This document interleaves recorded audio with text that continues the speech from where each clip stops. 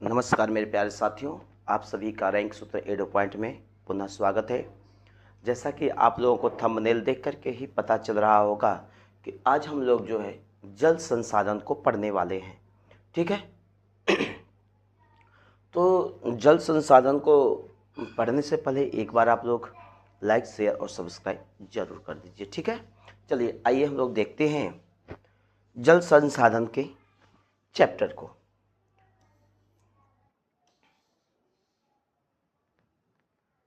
ठीक है, देखिएगा। सबसे पहले अगर बात किया जाए जल संसाधन का अर्थ क्या है, ये जल संसाधन है क्या, तो मैं बताया था आप लोगों को कि संसाधन का तात्पर्य ये होता है कि जिसको मनुष्य अपने आवश्यकता के अनुसार यूज करता है वही उसका संसाधन कहलाता है। ठीक है। तो जल भी एक संसाधन है। जल क्या है? संसाधन है। चलिएगा, ध्यान दीजिएगा। जीवन का आधार यानी कि जल संसाधन का अर्थ क्या है, उससे हम लोग थोड़ा परिचित होते हैं। तो देखिएगा, जीवन का आधार, देखिए ध्यान से, जल केवल एक संसाधन नहीं है। जल केवल एक संसाधन नहीं है, बल्कि पृथ्वी पर जीवन की सबसे पहली जरूरत है। हर एक इंसान को, हर एक जीव को, हर एक पेड़ पौधे को पानी की जो है आवश्यकता है। इसके बिना मनुष्य, पशु पक्षी, पेड़ पौधे जीवित नहीं रह सकते।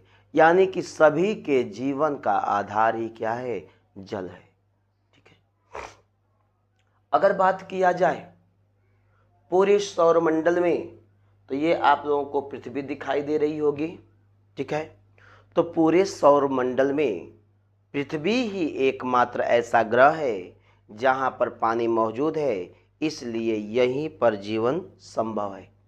जितने भी आप 8 ग्रह देख रहे हो, इन 8 ग्रहों में जो सबसे ज़्यादा पानी की मौजूदगी है और पानी जो पाया जाता है वह जो है पृथ्वी पर ही पाया जाता है, बाकी किसी भी ग्रह पर नहीं पाया जा रहा है।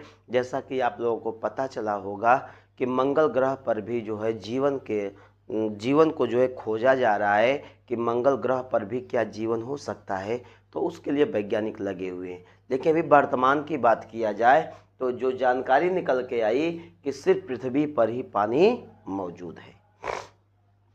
अगर मात्रा की बात किया जाए कि पानी की मात्रा कितनी है, तो देखिएगा, पृथ्वी की सतह का लगभग 3/4 यानी कि 71% भाग पर जो है पानी है।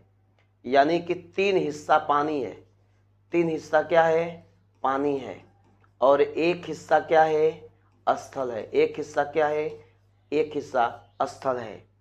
ठीक है, आगे बढ़ते हैं। जल चक्र क्या है? सबसे पहले समझिएगा जल चक्र। ठीक है, जल चक्र को समझिए, एकदम से यहां समझिएगा। मैं समझा दे रहा हूं, पहले आप लोग थोड़ा लिख लीजिएगा कॉपी पर, फिर मैं समझा दे रहा हूं। पृथ्वी पर पानी कभी खत्म नहीं होता है। पृथ्वी पर पानी कभी खत्म नहीं होता। यह समुद्र से भाप बनकर आसमान में जाता है, बादल बनता है और बारिश के रूप में फिर जमीन पर आ जाता है। इसी लगातार घूमने की प्रक्रिया को जल चक्र कहते हैं। अब आइएगा, इस दृश्य को देखिएगा। दृश्य को देखेंगे तो आप और अच्छे से समझेंगे। ठीक है। अगर इसकी मैं बात करूं, इस चित्र की, तो आप लोगों को ये जो दिख रहा है ये है समुद्र। क्या है? ये है समुद्र है। तो समुद्र का जो है जल वाष्पीकृत हो रहा है, और वाष्पीकृत हो रहा है तो यहां पर क्या बना रहा है? यहां पर बादल बन रहा है। बादल बन गया। जब बादल बन गया तो क्या होगा? बरसात होगा। ठीक है, क्या होगा? बरसात होगा। तो फिर हमें जल प्राप्त हुआ कि नहीं हुआ? बरसात से जल प्राप्त हुआ कि नहीं हुआ? प्राप्त हो रहा है।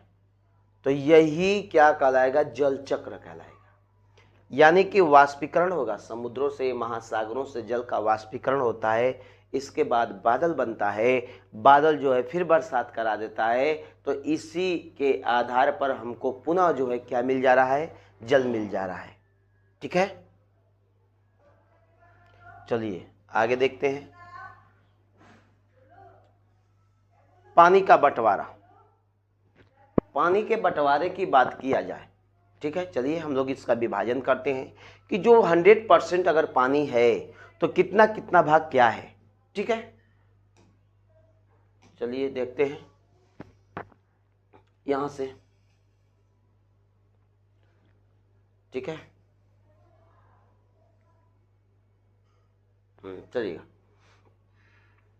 अगर 100% जल है, ध्यान दीजिएगा, अगर मान लीजिए 100% जल है, 100% जल है, तो उसका 97.5% जो भाग है, 97.5% जो भाग है वह खारा पानी का है। कैसा है, खारा पानी। यानी कि इस धरा पर जितना भी जल पाया जाता है उसका 97.5% जो है खारा पानी है। ये पाए कहाँ जाते हैं, तो हम कह सकते हैं समुद्र और महासागर में होते हैं। यह बहुत नमकीन होता है, हम इसे पी नहीं सकते हैं और न ही खेतों में डाल सकते हैं। नमकीन जल है, कैसा है, नमकीन जल है। इसका हम उपयोग पीने में भी नहीं कर सकते हैं और खेतों की सिंचाई में भी नहीं कर सकते हैं, मतलब इसका उपयोग हम लोग नहीं कर सकते हैं। ठीक है, अब बात करेंगे मीठा पानी कितना है। 97.5% अगर खारा पानी है तो मीठा पानी कितना है, तो मीठा पानी जो है 2.5 के करीब है। ठीक है, 2.5% जो है मीठा पानी है। ठीक है,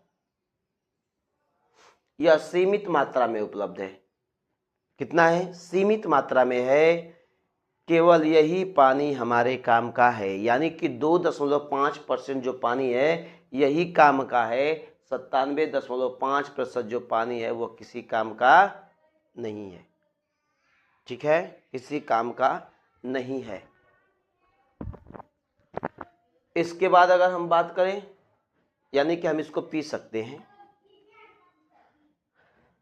अब इसमें भी देखेंगे 2.5% का 2/3, यानी कि इसका 2/3 हिस्सा, इसी का 2/3 हिस्सा लगभग परसेंटेज के रूप में देखेंगे तो 1.66% जो है यह जो है ग्लेशियर और ध्रुवों पर बर्फ के रूप में जमा है।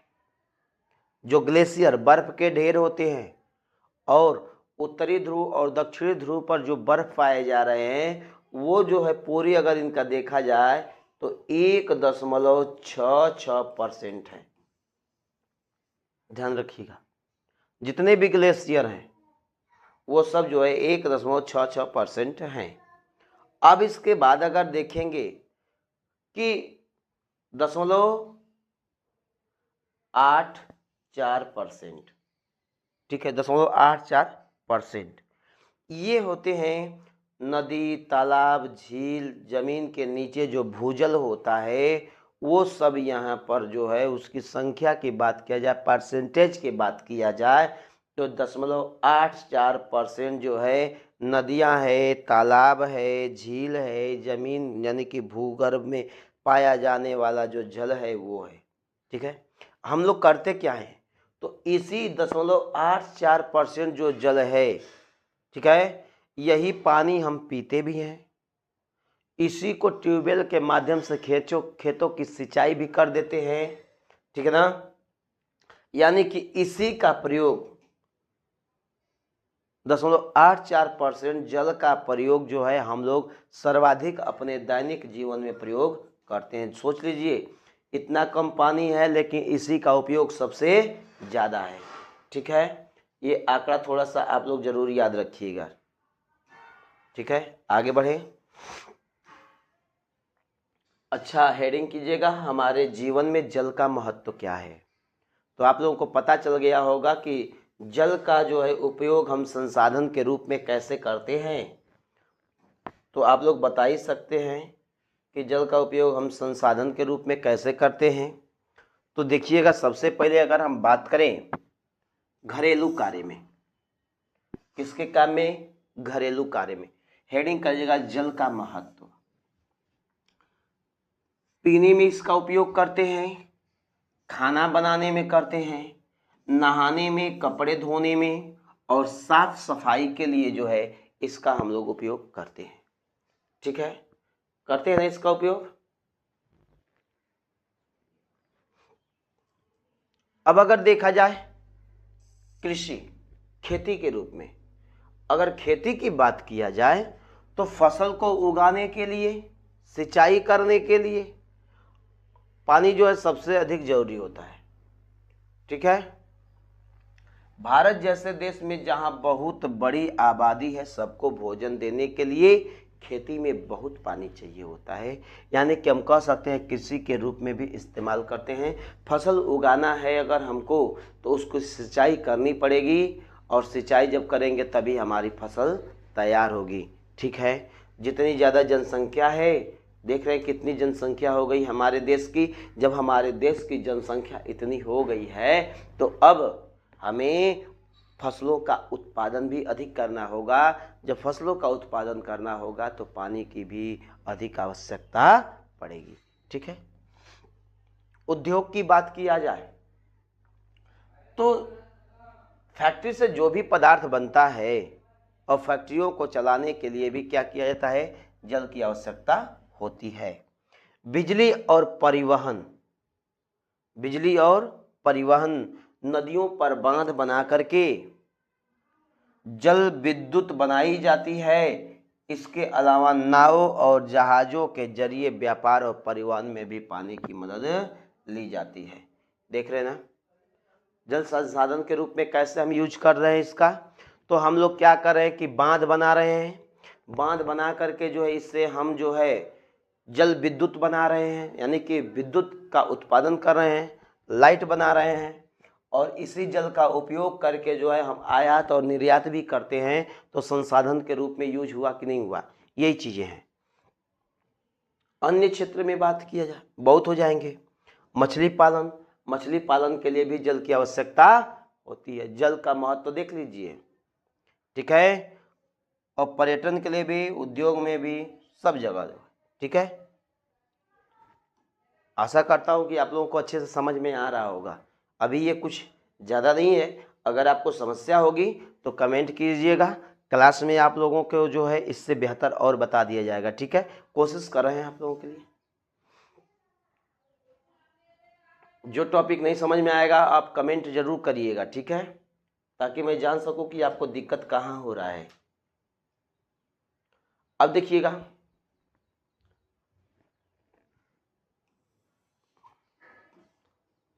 भारत के जल संसाधन, भारत के जल संसाधन। ठीक है,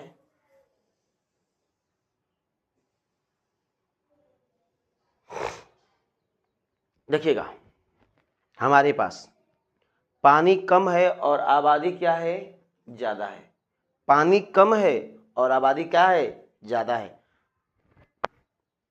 भारत के पास दुनिया की कुल आबादी का एक बड़ा हिस्सा है, लेकिन दुनिया के कुल जल संसाधनों का केवल 4% हिस्सा ही भारत के पास है। यानी कि कितना हिस्सा भारत के पास है, 4% ही हिस्सा जो है भारत के पास है। ठीक है, वार्षिक वर्षा, भारत में हर साल वर्षा से लगभग 4000 घन किलोमीटर पानी मिलता है। कितना मिलता है प्रत्येक साल, याद रखिएगा इस आंकड़े को, 4000 घन किलोमीटर जो है पानी मिलता है। किससे, वर्षा से। वर्षा के पानी का क्या होता है, भाप बनना, आप लोगों को मैं बताया हूँ। बारिश का लगभग 1/3 हिस्सा गर्मी के कारण भाप बनकर वाष्प होकर के क्या होता है, उड़ जाता है। 1/3 यानी कि 1/3 हिस्सा जो है भाप बन करके उड़ जाता है। सतही जल जो इसके ऊपर पाए जा रहे हैं, देख रहे ना, सतही जल का मतलब स्थल के ऊपर जो पाया जा रहा है, यानी कि 45%, लगभग 45% पानी जमीन के ऊपर ढाल के अनुसार बहकर नदियों, झीलों और तालाबों में चला जाता है। ठीक है।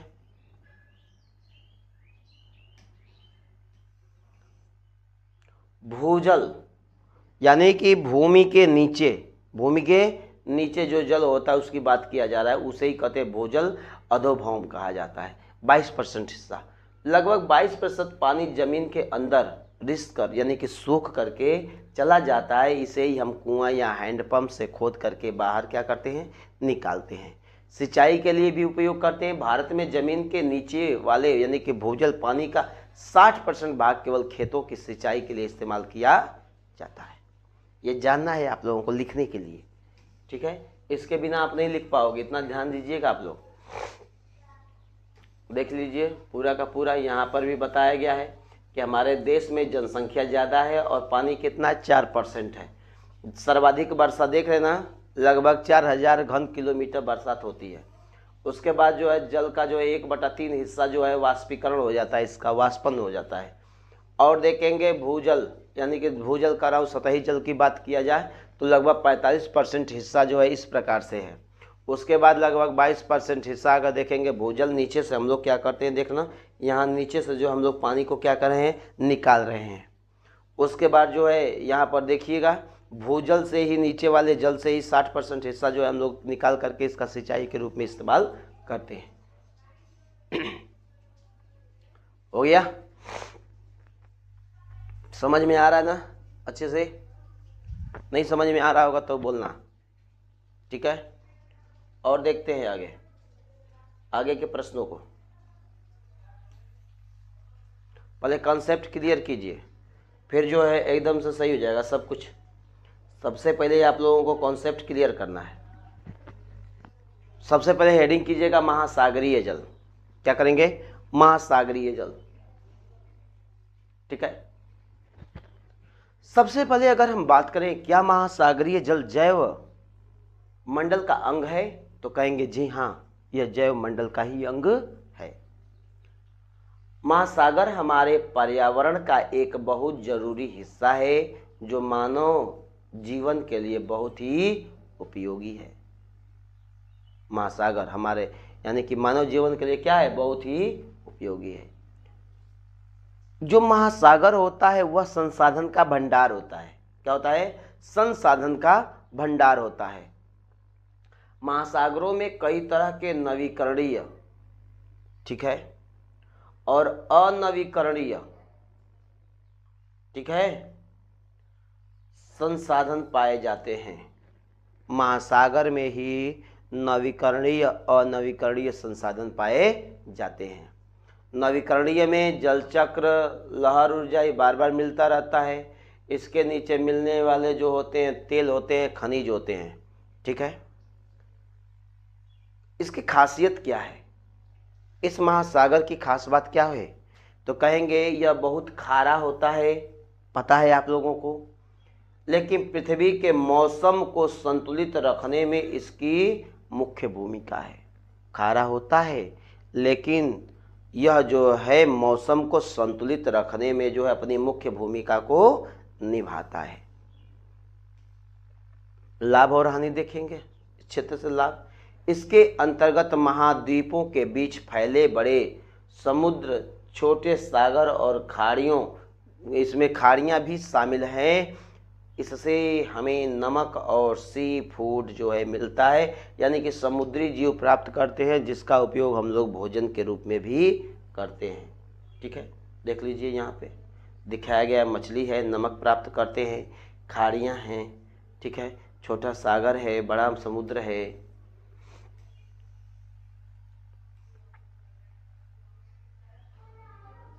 अब स्थलीय जल कीजिएगा, स्थलीय जल हेडिंग कीजिएगा। स्थलीय जल जो पानी हमें जमीन की सतह पर दिखाई देता है, देख रहे ना ये ऊपर, जिसको हम लोग ऊपर ऊपर ही क्या करते हैं देख लेते हैं, वही क्या होता है, सतही जल होता है। ठीक है,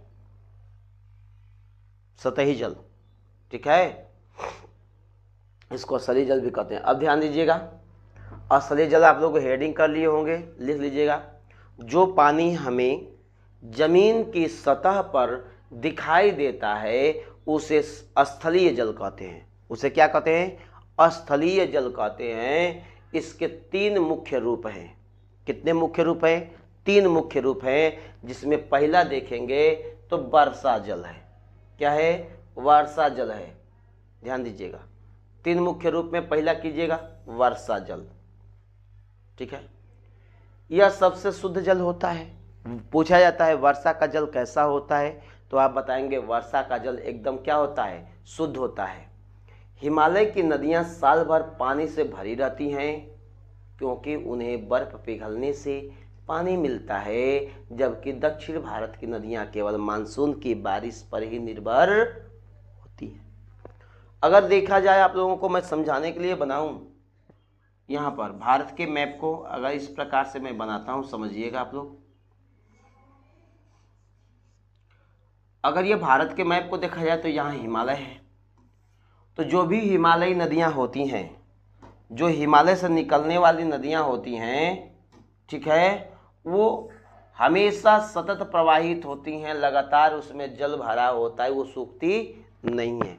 लेकिन अगर यहाँ से जो नदियाँ निकलती हैं, ये वाले हिस्से की नदियाँ ऐसे, और ये निकलती हैं नदियाँ ऐसे, तो ये सब दक्षिण भारत की जितनी भी नदियाँ होती हैं, ये वर्षा पर ही डिपेंड होती हैं।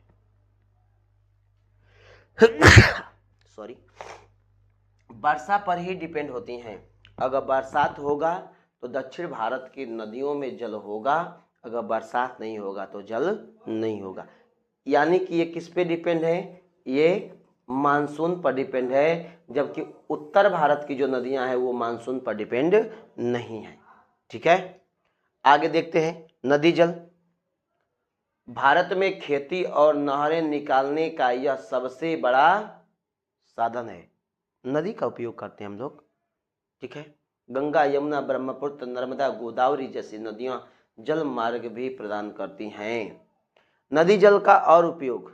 नदी जल भारत में खेती और नहरें निकालने का सबसे बड़ा साधन है। हम लोग नहर कहाँ से निकालते हैं? जो बड़ी बड़ी नदियां होती हैं वहीं से निकालते हैं, और इसका उपयोग हम लोग एक कह सकते हैं कि जलमार्ग के रूप में भी करते हैं। ठीक है,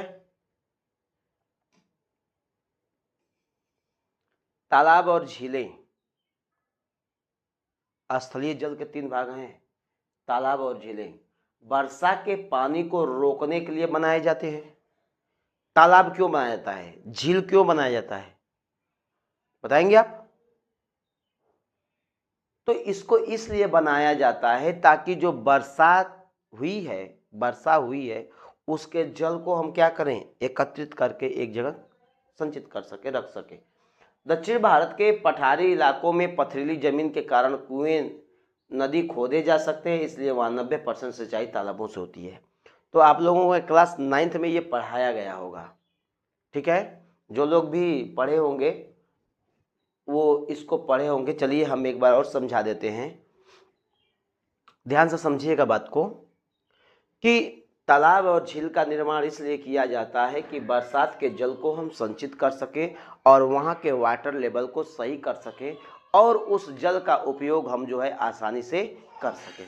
ठीक है, उस जल का हम आसानी से उपयोग क्या कर सकें। अगर वहीं जाएंगे हम दक्षिण भारत की तरफ, प्रायद्वीपीय पठार की तरफ, तो इसमें क्या है कि इसकी जो सतहें हैं वो कंकड़ पत्थर की बनी हैं, जिसके कारण बरसात का जल वहाँ टिक नहीं पाता है, सारा का सारा नदी के माध्यम से, नालों के माध्यम से समुद्र में चला जाता है। तो वहाँ पर क्या किया जाता है कि वहाँ पर जो है कुओं को खोद करके जो है वहाँ पर वर्षा के जल को एकत्रित किया जाता है, और उसी जल का उपयोग वहाँ के लोग सिंचाई के रूप में करते हैं। ठीक है, झील और समझ में आ गया होगा।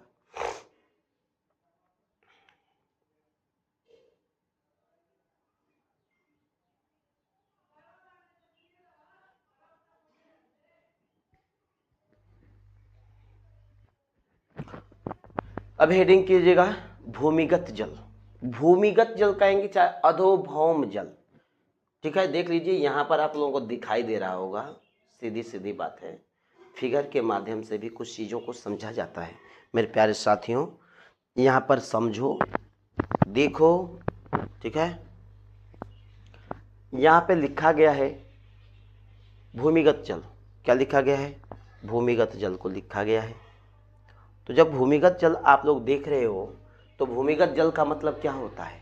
भूमि के नीचे जो जल है उसे ही भूमिगत जल कहते हैं। और मैं बताया इसके पहले कि इसका उपयोग हम लोग जो है इसके जल का जो है 60%, भूमिगत जल का 60% उपयोग हम लोग सिंचाई के रूप में करते हैं। कैसे करते हैं?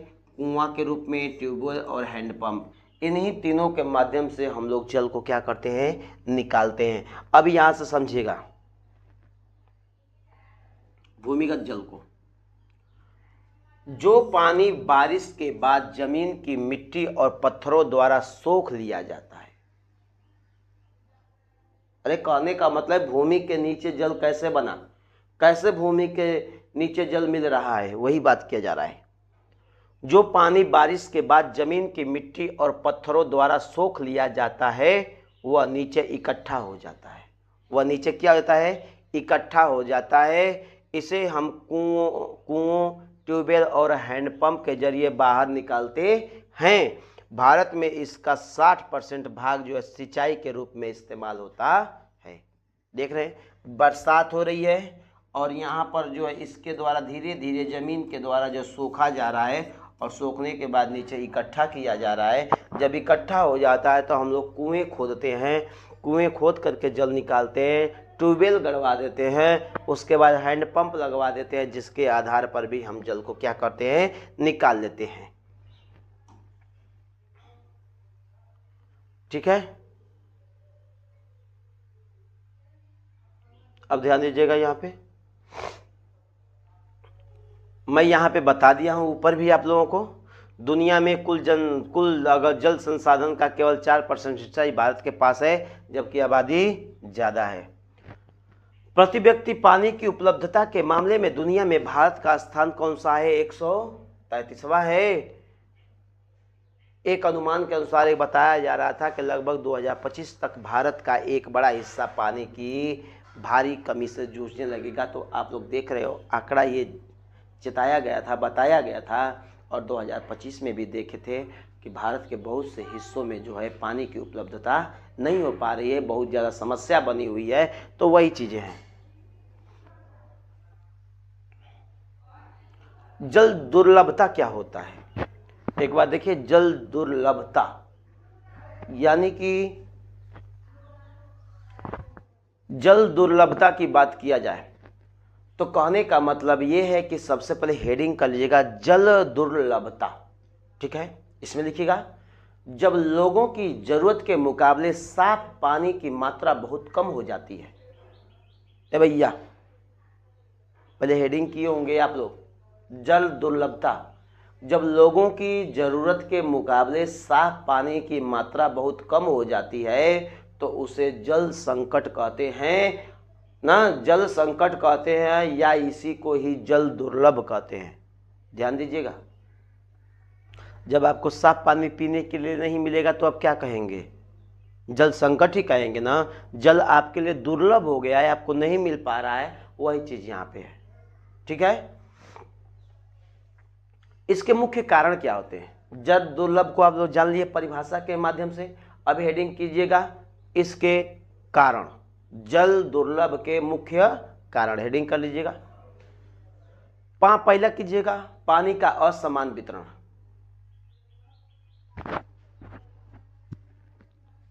पानी का असमान वितरण कहने का तात्पर्य है कि कुछ राज्य में बहुत ज्यादा बरसात होती है तो वहां पानी मिल जाता है, कुछ राज्य में बरसात बहुत कम होती है या बरसात नहीं होती है तो वहां का क्षेत्र सूखा हो जाता है। तो असमान वितरण हुआ कि नहीं हुआ? जब असमान वितरण हुआ तो जल संकट बना रहेगा, यहाँ पानी पीने को मिल जाएगा और यहाँ पे पानी पीने को नहीं मिलेगा। बढ़ती जनसंख्या, जब जनसंख्या बढ़ेगी तो उसको खाने के लिए भी ज़्यादा मात्रा में भोजन चाहिए और उन खाद्य पदार्थ को उगाने के लिए भी जो है जल की, यानी कि उसकी सिंचाई के लिए जल की अधिक मात्रा चाहिए। ठीक है, ज़्यादा लोगों के लिए ज़्यादा अनाज उगाना पड़ता है, जिससे सूखे मौसम में भी खेतों की सिंचाई के लिए अंधाधुंध पानी निकाला जा रहा है। औद्योगिकरण और शहरीकरण, फैक्ट्रियों को चलाने और शहरों की बड़ी बड़ी इमारतों में पानी की खपत बहुत ज़्यादा है। देख रहे ना, ये पानी की खपत बहुत ज़्यादा है। एकदम ध्यान से देखते रहिए, हर एक बात को चित्र के माध्यम से आप लोगों को समझाया गया है। ठीक है, फैक्ट्रियों को चलाने और शहरों की बड़ी बड़ी इमारतों में पानी की खपत बहुत ज़्यादा है। अगर इस प्रकार से शहरीकरण किया गया है तो इमारतों को बनाया गया, वहाँ पे लोग रह रहे हैं, तो पानी की आवश्यकता होगी कि नहीं होगी? जाहिर सी बात है कि पानी की आवश्यकता होगी ही होगी। आगे अगर हम देखें, जल प्रदूषण, जल प्रदूषण सबसे बड़ा कारण है। फैक्ट्रियों का जहरीला केमिकल, घरों का गंदा पानी और खेतों की कीटनाशक नदियों में मिल करके पानी को क्या कर रहे हैं? जहरीला बना रहे हैं। अभी आप लोग यमुना को देखिए, दिल्ली के क्षेत्रों में इसी प्रकार से पूरा का पूरा झाग हो गया, यानी कि इसमें बहुत ज़्यादा गंदगी हो गई है। अगर अब आप यमुना में नहा लेंगे तो आपको जो है फोड़े फुंसी खुजली होने लगेगी, तमाम प्रकार के चर्म रोग होने लगेंगे। ठीक है, गंगा का भी वही स्थिति हो रहा है अब धीरे धीरे। सारी फैक्ट्रियों का जल जो है, जितना कचरा है, जितना गंदा है, सब इसी में लोग मिला रखे हैं। और जीवन जो नदी जो होती है वह एक प्रकार की जीवन रेखा होती है, इसी से आपका जीवन चलता है। ठीक है, तो देखिए यहाँ पे रिपोर्ट है, द सिटीजन्स फैक्ट रिपोर्ट 1999 के अनुसार प्रदूषण के कारण हमारी गंगा और यमुना जैसी बड़ी नदियां अब गंदी और छोटी नालियों जैसी बनती जा रही हैं। अरे तुम लोग बहुत तेज तरह खोजी, ठीक है, मेरे स्टूडेंट हो ना, इसको आराम से लिखो और बढ़िया से याद करो। नहीं समझ में आता है, वीडियो को एक बार रिवाइज करके फिर से देख लो। ठीक है, जल संसाधन का प्रबंधन, अब जल को कैसे बचा करके रखना है। तो अगर पुराने समय में देखेंगे, जो रजवाड़े लोग हुआ करते थे, वो इस प्रकार से बावड़ी बनाते थे। क्या बनाते थे? बावड़ी बनाते थे, जिसमें जल भरा रहता था और इसका उपयोग लोग करते थे। देखो, पानी को बचाने के लिए पुराने ज़माने में लोग बावड़ियाँ, तालाब और कुएं बनाते थे। इनसे वर्षा के पानी को इकट्ठा किया जाता और ज़रूरत के समय उपयोग में लाया जाता। यही बावड़ी है, यही तालाब है, यही कुएं है।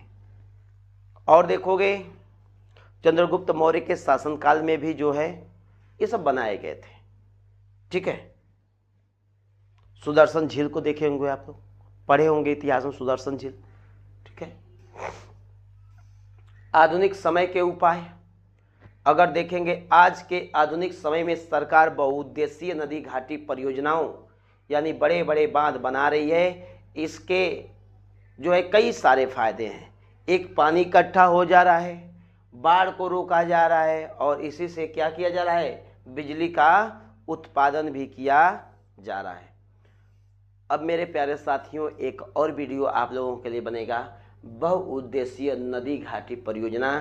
सिर्फ यहीं तक आज के लिए रहने दीजिए, क्योंकि इसके आगे का जो चैप्टर होगा उसमें आप लोगों को जो है पढ़ाना है बहुउद्देशीय परियोजना। बहुउद्देशीय परियोजना आती हैं।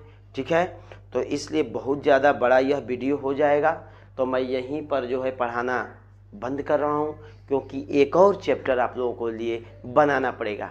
तो मेरे प्यारे साथियों, आप लोग जो है अधिक से अधिक अपने दोस्तों के पास इस वीडियो को शेयर करिए। जो भी समस्या है उसको कमेंट करके आप लोग एक बार बताने का प्रयास करिए, ताकि मैं अपनी कमी को जान सकूं। ठीक है, आप लोग का जो है, जैसे मैं, चलिए ठीक है, आगे के चैप्टर में देख लीजिएगा।